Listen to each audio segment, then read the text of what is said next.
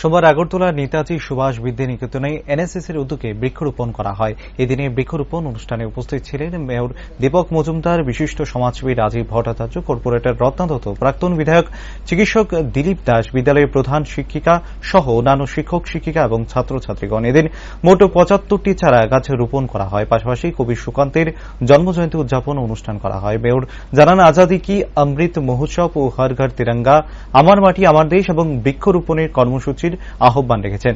প্রকৃতির ভারসাম্য রক্ষা করতে গেলে গাছ অত্যন্ত জরুরি। সভ্যতা বিকাশের জন্য অনেক সময় গাছ কাটতে হয়, কিন্তু পাশাপাশি বৃক্ষরোপণও করা প্রয়োজন। মেয়র আরও বলেন, এনএসএস এর স্বেচ্ছাসেবকদের কাজ হচ্ছে নিজেকে তৈরি করে পরের জন্য। নেতাজি সুভাষ বিদ্যানিকেতনে একটি সুনাম রয়েছে, তাই ছাত্রছাত্রীরা আগামী দিন এক রাজ্য শ্রেষ্ঠ রাজ্য এবং এক ত্রিপুরা শ্রেষ্ঠ ত্রিপুরা গড়ার স্বপ্ন থাকবে। ৭৭তম স্বাধীনতা দিবসের প্রাক্কালে তিনি সবাইকে শুভেচ্ছা জানান।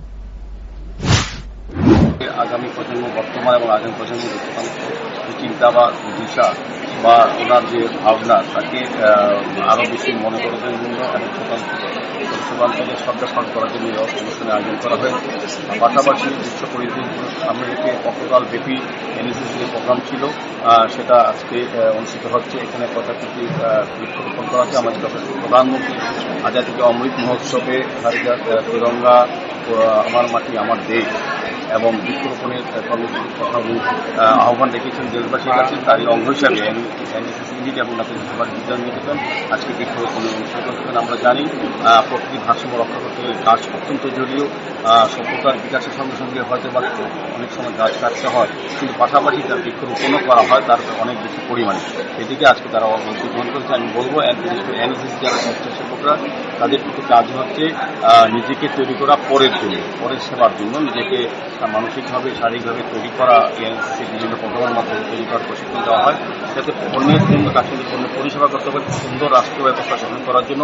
এনএসএসের ইউনিটে যারা স্বেচ্ছাসেবকরা, বিশেষ করে এই বিদ্যানিকেতনের সুনাম আছে, তাদের যে ছাত্রছাত্রীরা আগামী দিনে আমাদের এক রাজ্য শেষ রাজ্য, এক ত্রিপুরা শ্রেষ্ঠ ত্রিপুরা গড়ার ক্ষেত্রে তাদের অবদান থাকবে। এবং আমাদের যে আগামী স্বাধীনতা দিবস আগামীকাল প্রাক্কালে আমি সব ছাত্রকে আবারও শুভেচ্ছা জানাই। আশা করবো আমাদের রাষ্ট্রীয় চিন্তাভাবনা দেশের মুক্তিযোদ্ধা আমরা সবাই মধ্যে আসে, আর এই আজকে যে ছাত্রছাত্রীরা আগামী দেশ করার জন্য এগিয়ে যায়।